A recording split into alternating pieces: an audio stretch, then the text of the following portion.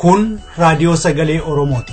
Raadiyoon sagalee Oromoo torbanitti guyyaa 3 wixata roobii fi sanbata galgala keessaa sa'a 7 hamma 7 walakkaatti kan isiniif darbu. Tamsaasni dambalii gabaabaa meetir baandii 16 yookaan kiiloo heerzii 17,850 fi karaa intarneetii oromovoice.org darbu kun amma jalqaba. Kun raadiyoo sagalee Oromooti. Dhaggeeffatoota keenya kabajamoo kun qophii keenya Caamsaa 27 bara 2015ti. Har'a Tibbanaaf mana jireenyaa qabna. Tibbanaan dhiibbaa biyya keessatti ilmaan Oromoo irra gahaa jiru irratti marii gaggeesse isiniif dhiyeessa. Qophiin mana jireenyaas waa'ee humna irratti kan qophaa'e. Dursa kan dhiyaatu oduudha. Kan isin keessummeessu Lalisee Wadaajootii, oduu kan dubbisu Dhaabasaa Waaqjiraati. Akka mooltan oduu saatii kanaaf qabnu sin dhageessisa Dhaabasaa Waaqjiraati. Filannoon Itoophiyaa saamicha sagalee uummataa irratti raawwatameen xumuramuun ibsame. Mormitoonni akka jedhanitti filannoo sana humna qawweetiin kan raawwatame malee dhugaatti kan sagalee uummataa mirkaneessu miti. Dr. Mararaa Guddinaa gaaffiif deebii raadiyoo sagalee Ameerikaa waliin gaggeessan keessatti filannichi saamicha humna qawweetiin raawwatameen kan gaggeeffame ta'uusaa irra deddeebi'anii himaniiru. Amaddoon ani dhaladheefaa Gorosoolee jedhu, Qilee jedhu, Gudeellaa jedhu iddoo safara sadafaa, Magaala Gudarfaa. Yoo inni ajjeesaa jettee ijoolleen alaas wal ijaartee jirti.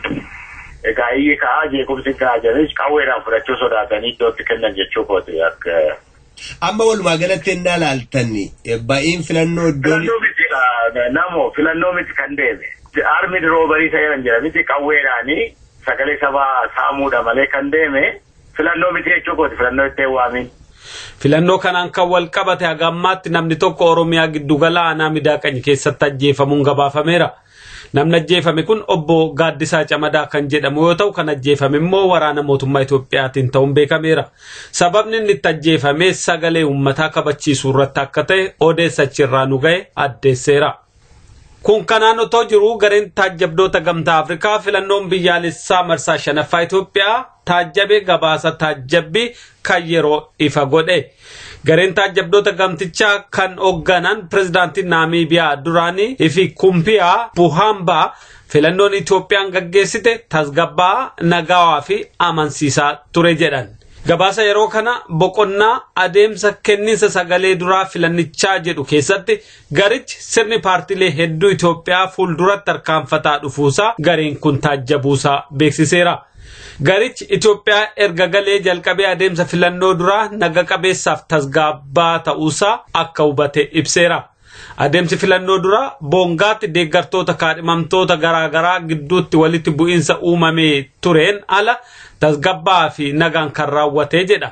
Paartileen siyaasaa kaadhimamtoonni dorgomanii fi deeggartoonni adeemsa sana karaa gaariidhaan gaggeessan jechuudhaan ibseera. Haa ta'uti filannoo haala kanaan taajjabdoonni ibsan kana mormitoonni garuu guutumaan guutuutti fudhatama dhabsiisaniiru. Mormitoonni akka jedhanitti Ihaadig erga sagaleen kenname booda korojoolee bakka jiran hundatti qawweedhaan fudhatee dhoksaadhaan sagalee akka lakkaa'e yookaan immoo sagalee kansaa akka kenne beeksisan.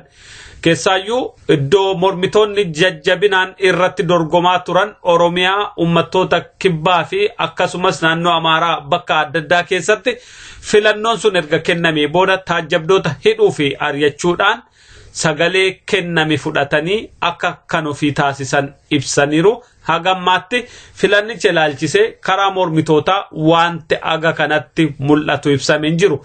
Mootummaan garuu guutumaan guutuutti akka injifate miidiyaa fi deeggartoonni Ihaadig karaa adda addaa ibsaa jiran. Dhaabbattoonni siyaasaa kan akka adda bilisummaa Oromoo garuu aga Ihaadig aangoorra jirutti filannoon dimokiraatawaa biyya san keessatti ni gaggeeffama jedhanii eeguun abjuudha jechuudhaan balaaleffataa jiran. Lammiileen Itoophiyaa 118 Yemen irraa dooniidhaan gara Jibuutii ga'uusaanii ministeerri dhimma alaa Itoophiyaa beeksise. Walitti bu'iinsa Yemenitti mudateen baqachuun lammiileen Itoophiyaa gara biyyaatti deebi'aa jiran dabalaa kan jiran ta'uu ministeerichi ibsee jira. Lammiilee Itoophiyaa kunneen simachuun ministeerri dhimma alaa Itoophiyaa Dr. Tedros Adhanom buufata doonii Jibuutiitti akka argaman oduun kun dabalee ibseera. Agayoonaattis lammiileen Itoophiyaa 292 Itoophiyaatti akka deebi'an beekameera. Isaan kun kan deebi'an karaa Saudi Arabiyaa ta'uun hubatameera.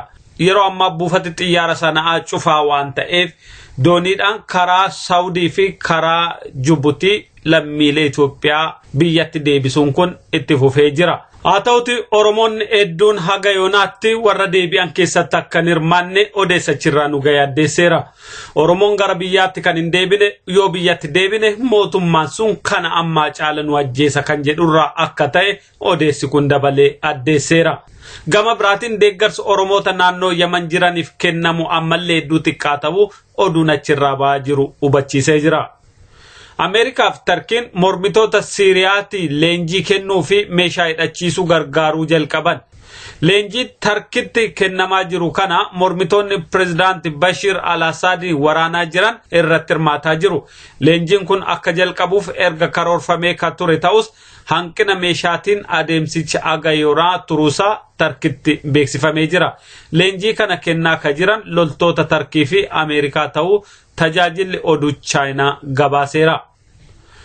Haleellaa gareen hin beekamne garuu shororkeessitoota jedhaman raawwataniin poolisoonni Keeniyaa lakkoofsaan 25 ta'an ajjeefaman.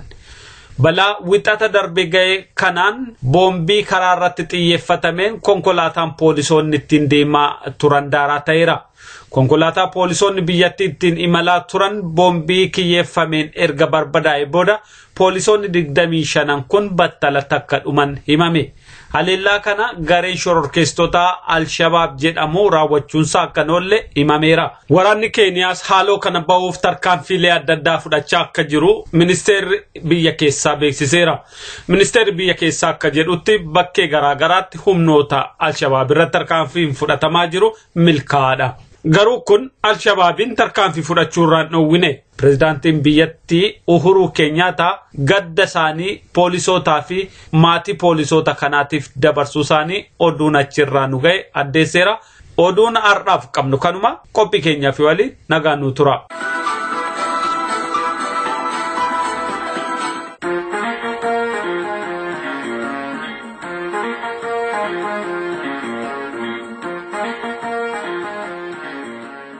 Qophii Tibbanaa.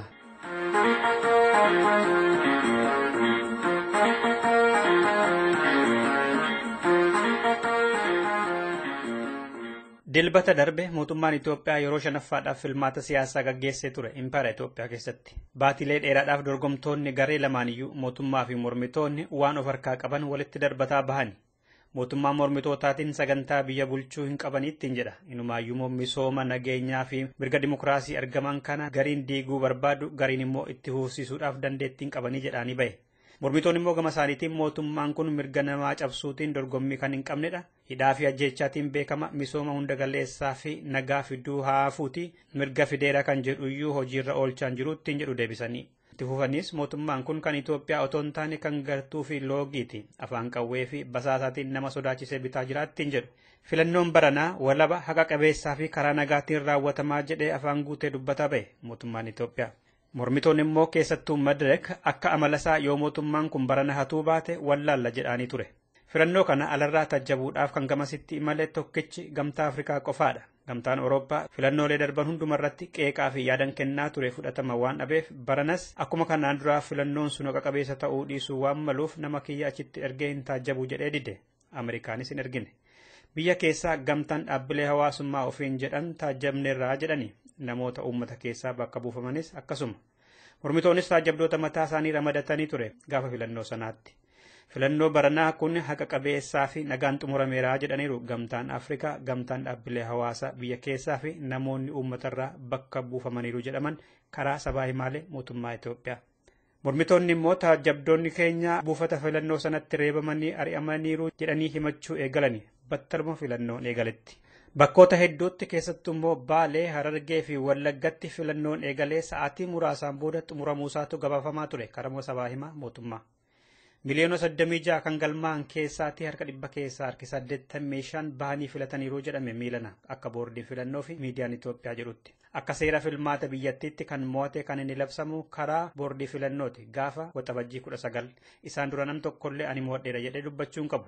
Dhaabbanni Dimokiraasummaa Uummata Oromoo garuu Oromiyaa keessatti filannoo kanaatiin harka 90 kan ta'u filadheeraa jedhee dubbataa jira karaa adda addaa. Koongireesii Federaala Oromoo immoo Oromiyaa keessatti billittoo saamamneerraa jedha. Namoonni keenya akka hin filanne dhorkamaniiru, dabballoonni kan uummanni filate dhiisanii billittoo dhoksaatiin qopheessatan korojootti guutatanii galaniiru jedhanii mataa jiru. Jala bultii filannoo irraa kaasee Finfinnee fi godinoota Oromiyaa gara garaa keessatti Oromoo hidhuun bifa haaraatiin eegalee itti fufee jira jedhama. Yuunivarsiitiilee Oromiyaa keessa jiran hunda keessattiyyuu billittoon gaafa filannoo sana guutameen dhiyaanni ture jedhame. Godina Shawaa dhiyaa Midaaqanyiitti kanumaan wal qabatee namni obbo Gaaddisaa Camadaa jedhaman ajjeefamaniiru humna mootummaa Itoophiyaatiin jedhame. Arsii irrattis akkasumadha. Godinaalee Wallaggaa hunda keessatti Shawaa Kaabaa, Shawaa dhihaa, Kibba dhihaa, Boorana, Harargee, Jimma, Baalee fa'aa keessatti tajaajiltoota mormitootaa fi mootummaa jidduutti walitti bu'iinsi dhalatee namoonni hidhamaniiru. Kan hidhaman lakkoofsaan hammadha jedhee kan afaan guutee nutti himu argachuu baannus. Waraanni Yuunivarsiitii Harammayaa, Madda Walaabuu, Amboo, Wallagga, Jimmaa fi magaalaa gurguddoo Oromiyaa keessatti qubsifamee jira bal'inaan. Gama dhiyaan immoo waraanni mootummaa meeshaa mafunyaan itti hidhate uf eeggannootiin daangaa fi naannoo magaalaa Dambii Dollofaa bobba'arra jira jedhama. Akkam jirtu dhaggeeffattoota keenya kun qophii Tibbanaati. Qophiin Tibbanaa keenya kanarratti xiyyeeffata jechuudha. Bifa haaraan mootummaan dargaggoota addatti immoo qeerroo Oromoo irratti xiyyeeffate maaliif dhalaata? Kanaaf immoo maal wayyaa kan jedhu irratti yaada namoota adda addaa walitti qabanneerra. Nu waliin tura. Dura Finfinnee keessaati gaafa jala bultii filannoo sana Oromoo 4 hidhaman dabalatee akka waliigalaatti Oromiyaan maal akka fakkaattu gabaabsee nama nutti himu dhiyeessina. Isaa booda namoota adda addaa yaada isaanii itti fufachuudha. Kan jiru injineerii Girmaa Turonaa fi Dooktarii qabamee ijoolleen hedduun bakka garaagaraa ukkaamtii bal'ateera guutuu Oromiyaa irratti. Wayyaaneen ammoo olii gaddeemee uummata boolaa jira. Haala rakkisaa ta'eenidha kan inni fidessaa jiru. Hundumaadhaa dargaggoonni mana hidhaa jiru. Namoonni marti uummanni mana hidhaatti guuramaa jira. Akkuma yuunivarsiitiilee irraa bakkeewwan garaagaraa irraa isaan qofaatu miti rakkoodha. Haalli Oromiyaa keessaa fakkeenyaaf yuunivarsiitii Wallaggaa irraa namoonni qabaman jiru. Akka Oromiyaa mootisaa kufaa Dhaabasaa Barraa jedhamas qabamanii hidhamanii jiru. Yuunivarsiitii Wallaggaa irratti fakkeenyaaf ijoollee erga ofiisaan boobbii darbatee wayyaaneen jirbiittiin uummata akka uummata boolaa jira. Uummata giddaa irratti sammuu bobba'ee jira. Gara Gollisoo irratti rakkinni guddaatu ture. Finfinnee keessatti bakkeewwan garaagaraa gara Shaddar Lixaa irratti guutuu Oromiyaa irratti wanti kun kan adeemaa jiru. Mootummaan kun mootummaa miti beektaa kun terroristiidha. Wanni amma biyya qabatee jiru kun mootummaan wayyaanee tun mootummaa terroristiiti. Terroristiin gaa sagantaan isaaniitu kanuma duraanuu dubbatan isaanii Oromoo xiqqeessuu baay'ina isaanii xiqqeessuu dandeenya. Lafa isaanii ammoo murree xiqqeessuu dandeenya jedhan. Karaan itti ammoo isaan itti xiqqeessan nama keenya hidhuu keessaa ari'uu lafa teenya alagaa fidanii irra qubsiisu waan kana fakkaatuun keessumaa nama hayyuu qaroo sabatee keessaa fuudhu dargaggoota ammoo umrii isaanii gabaabuu kun kaayuu isaanii.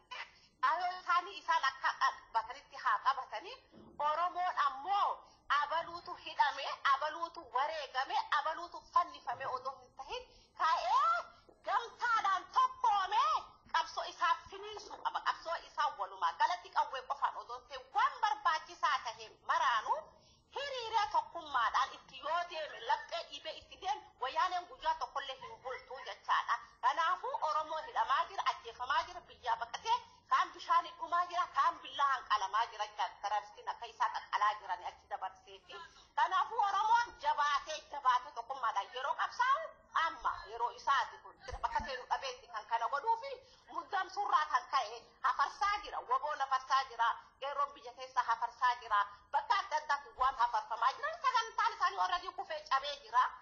Wanni hafe qawwee tokkotti kan isaanillee qabatanii amma fiigaa jiranii qawwee harkaa fuudhuu malee sagantaan Oromoo qabu itti hiriira qawwee irraa fuudhuudha wayyaaneen biraan jiru. Akkam jirtan? Nagaa jirra kam jirtan? Tole mootummaan Itoophiyaa amma akka haaraatti Oromoota hidhaa jira jedhama. Maal jettu isin kanarratti?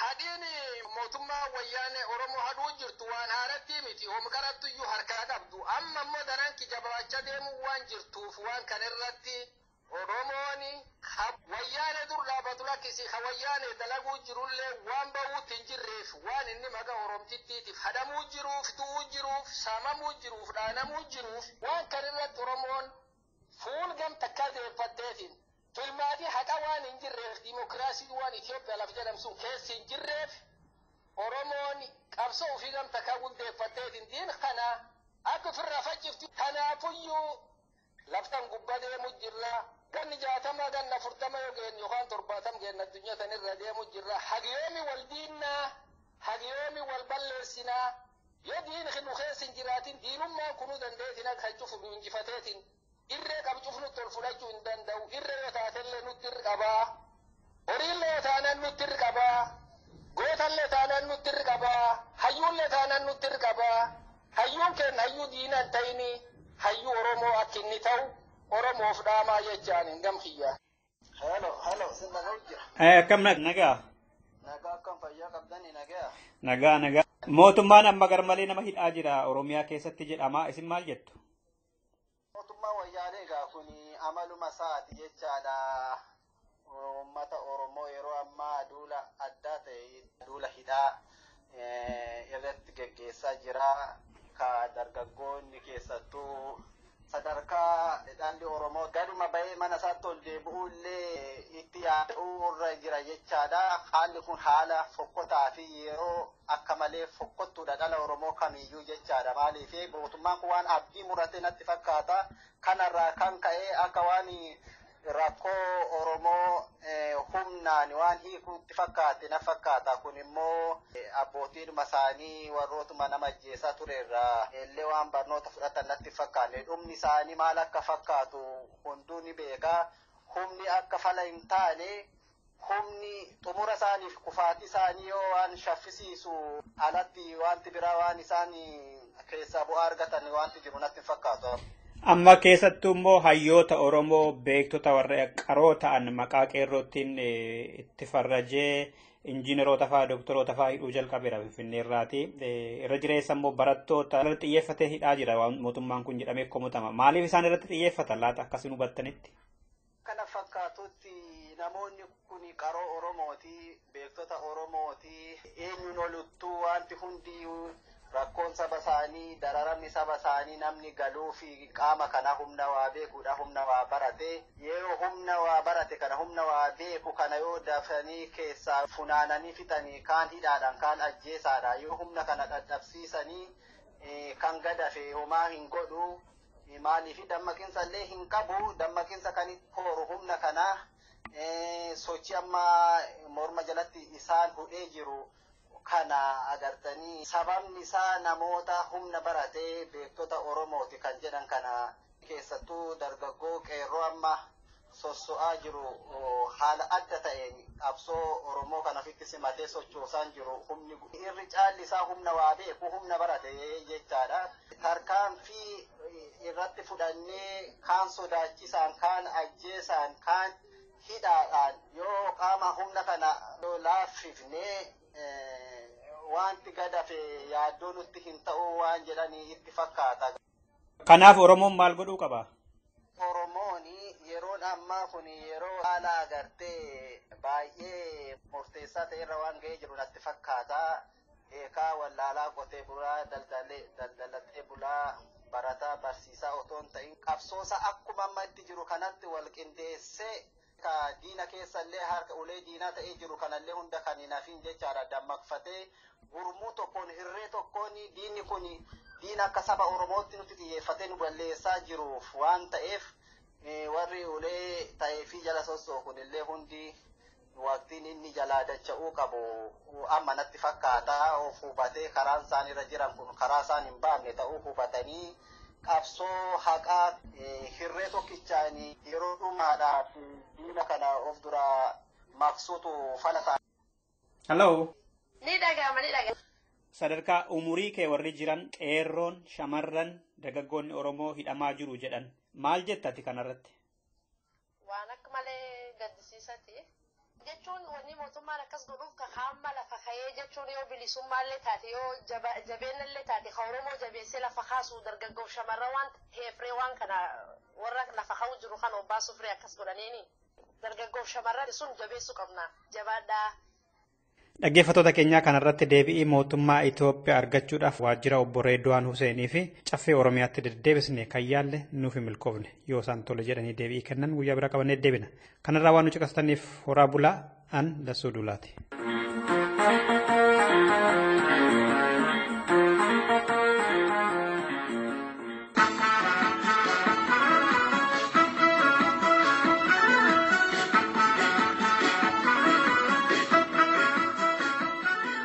Akkam jirtu dhaggeeffatoota keenya. Kun sagantaa mala jireenyaati. Ani qopheessaan keessan Lalisee Galatooti itti dhiyaadha. Humna waaqaa, humna namaa, humna horii, humna jaalalaa, humna qawwee. Humna kana guyyaa guyyatti namni martuu humna jedhaa namni baay'een illee humna kana qabaachuu barbaada. Maaliif akka namni humna qabaachuu barbaadu isinumaa dhiiseeti? Humniti maali? Humniti fedhiif yookiin fedhii malee amala namaa gara tokkotti luuccessuu waa atitti dandeettuun tokko jecha. Humniti bifa hedduu qaba. Sanniin keessa humna waa namaa kennuun ati qabaattu. Fakkeenyaaf mana namaa kennitee, horii namaa kennitee, angoo namaa kennitee sanirraa kaka'e humna namoota irra qabaatta jechuudha. Humna ati waa namaa kennuu danda'uu santu humna jechuudha. Kanaaf namni waa ati jettu dhagaya. Humna nama miidhuu danda'u. Fakkeenyaaf mootummaa abbaa irree yoo taate qawwee qaba, yoo ati didde si ajjeesa, waan qabdu sirraa fudhata, si hidha. Kanaafuu maal gootaati? Waan mootummaa sun jedhe godhuu qabda. Yookaan manedhaa seentaa yookiin ajjeefamtaa yookiin waan qabdu dhabdaa jechuudha. Hunniti biraa waa ittiin nama harkiftu. Humna ittiin nama harkiftu qabaachuu. Fakkeenyaaf kabajaa, amanamaa ta'uu, jaalatamaa ta'uun humna ati namarra qabaattuu jechuudha. Waan san sirraa argataaf namni si dhaga. Hunniti biraa humna waliigalteen namaa kennan jechuudha. Fakkeenyaaf akka poolisii, akka pirezidaantii biyya tokko jechuudha. Uummanni filatee leenjisee bakka tokko si ka'a humna qabaa jechuudha namni sun. Uffata poolisii yeroo arginu kanaaf rifanna. Hunniti biraa humna dandeettii kan ka'e irraa dhufu beekumsaan jechuudha. Fakkeenyaaf meedikaal doktoreen leenjii qabaa baratee jira. Waan barateeruuf uffata adii uffatee siqalaa qoricha kana nyaadhoo inni siin jedhe hin amantaa namni kun dandeettii qaba jetteeti waan yaadduufi humna qabaa jechuudha. Humna beekumsaa jechuudha. Natura kanani agartuu jireenyaa daawwitiin hawaasaa barsiiftota keenya bu'aalee barnootaa jabeessinee himna burqaalee beekumsaa yoom galatoonfanna isaanumaan boonna.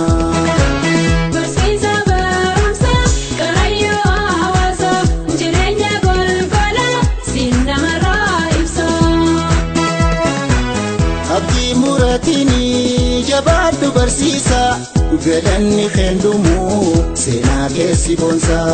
Abdii muratini jabaadhu barsiisa galanni kendumu seenaa keessi boonsa. Margaret Thatcher akka jette hunniti akka intalaati. Namni ol ka'ee an intala yoo jedhe intalaa miti jechoo jetti. Kana jechuun namni tokko an humna qaba yoo jedhe silaa oduu humna qabaate namni nu argaa jira. Humna qabaan suni humna dhabuu isaa himaa akka jedhiititi. Beekumsi humna. Hunniti waan balleessu sodaa jedhan. Humna qabaachuun kan kee akkitti beekamu jedha Oskaan. Uduu waan nama miidhuu yookiin ammoo nama ajjeesuu dandeettuuf qabdu ajjeesuu dhiisuu danda'uu kan keetii jedha. Luu namni jedhamu yeroo baay'ee namaa seeqachuun jecha gaarii namaan jechuun gurra namaa kennuun akkasuma walii yaaduu akka waa humna diqqaatitti goonee laallaa jedha. Dhiira amala isaa beekuu yoo barbaadde humna itti kennii jedha Pilaatoon. Namni tokko humna argachuuf humna sanillee ubbira kaa'ee horachoo yoo barbaade humna san duraan jaalachoo qabaa jedhan. Namni humna qabaachoo isaa waa ati gudda jettee jaba jettee rakkisa jettu tokko sii laaffisuu danda'u irratti qaba. Nama bituun akka uf bitu yookiin ammoo uf dhuunfachoo sani hin jabaatu. Namni waa hedduu yeroo tokko dalaguuf deemu hunniti isaa bakka hedduu jalaa facaati. Kanaaf namuu uduu mataa isaa bakka tokko deebise humna qabaachoo hin danda'a. Namni hendaa mara humna qabatee taa'u hin jiru yookiin ammoo namni hendaa mara humna qabu hin jiru. Kanaaf hunda wanti jedhamu adda guyyaa ammaa tan harkaa qabdutti. Waraabon irraa bu'ee qeeransiin irra bahu bineensi bineensuma tokkolleen waan aannahu nyaatamuun kiyya loolu dheessuus waa duraan bahu humna too jabeeffadhee xiyya koo qopheeffadhee lachuutu ofirraa da'u.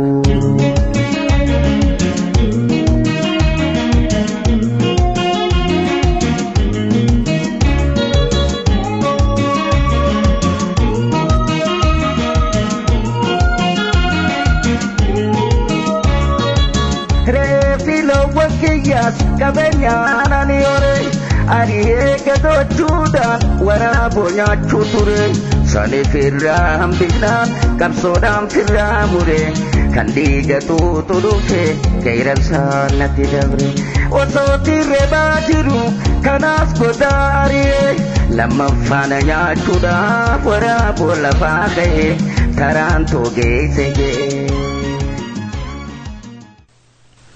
Hin turra malee hin urraa jette bombeen hunna ofii yaadatteeti. Hunniti bifa hedduu akka namaatitti yoo fudhattan hunniti tokko ka ati hin qabda jedhee namni bikku ati qabaattee baatteellee. Hunniti tokko ka atuu qabdu ka akka ati qabdu namnillee beeku. Hunniti tokko ka ati qabdu ka ati akka qabdullee namni hin beenne ka atillee hin beenne. Hunniti tokko ka akka ati qabdu namni beeku ka ati ammoo hin beenne. Hunna ati namni hin qabda jedhee bikku keessa harree bineensi waliin deemaa turaniyya. Harree gurra isii kana laalee bineensi gaafa see sodaateeti ka qara nyaachuuf ta'u dagalee oduu deemu harreeni lakki gaafaa mitii gurraa jetteen. Loowwan 500 bineensi tokko ari'u argitanii beektanii oduu loowwan 5 itti garagalee gaafa saniin diree bineensi sun hin dheessu. Farda haga wayii ga'u dilbii isaa marga hidhanii yeroo inni achi dhaabataa oolu argitanii beektanii. Bishaan muka guddaa gudeelcha guddaa hedduu isaa yeroo gangalchaa deemuun argitanii beektanii. Maaliif doolaarri tokko birrii 17 ta'e? Maaliif dhiirri yeroo intala guddiftee bareeddu argu yeroo garii mana fa'aatti makiinaa fa'aatti yookiin ammoo nama bu'a? Maaliif yeroo ani Itoophiyaa mijjettu warri Itoophiyaa aara? Ati hunna yoo hin qabne namni sin dhagahu, sin laalu, jireenya kan kee hin beeku. Kanaaf ka duraa hunna qaban beeku, hunna nama barbaachisu qabaachuuf hojjechoo carraaquu. Namni gariin hunna hin qabne akka waa qabuu godheeti waa namarraa fudhata. Fakkeenyaaf an ka'e baluutii, awwarree baluutii, waraqaa akkanaa qabaa, paaspoortiin kiyya kanaa jedhee namni gariin hunnuma hin qabne kana isaan nyaata jecha. Namni gariin ammoo hunnuma qaba kanattu dhimma hin bahu. Kanaaf ala kanatti illee namni wanti wal araarsuu yeroo garii dadhabuufi ati yoo hunna hin qabne namallee araarsuu hin dandeettu. Namni waan araaramuuf illee hin qabu, waan si kabajuuf illee hin qabu, waan si jaalatuuf illee hin qabu. Wanti jaalalallee balleessu, kabajaallee balleessu ati hunna dhabuu irratti qaba. Hunniti kun bifa hedduu jenneerra. Tokko ka waa namaa gootu, waa ati waa namaa kennituuf namni si dhaga. Tokko yoo si didani nama miidhuu yoo ati dandeette rakkoo irra geessuu ka dandeettu taate. Tokko yoo ati waa beettee beekumsi kan keessuun faayidaa namaa qabu taate. Tokko yoo ati nama kabajitee nama jaalalte waan saniin nama harkifteeti namni saniif si dhaga. Yoo hunna kanniin maraa kan qabne taate namni maqaa kan keetu kana gugulii godha jechuudha. Maqaa ibal ka shamilii akkasii uffatu ka warra akkasii ka maaliif hin jaan maqaa kan kee gaam maraa namni barachuuf badiiga. Dhumarratti miiliyoonni 5 miiliyoona 40 Oromoo bulchaaru kun miiliyoonni 5 sun doolaara ta'eeti miiliyoonni 40 kun birrii ta'eemmoo akkamitti hagammaa waggaa 20 ganaa kana bulchuu danda'a.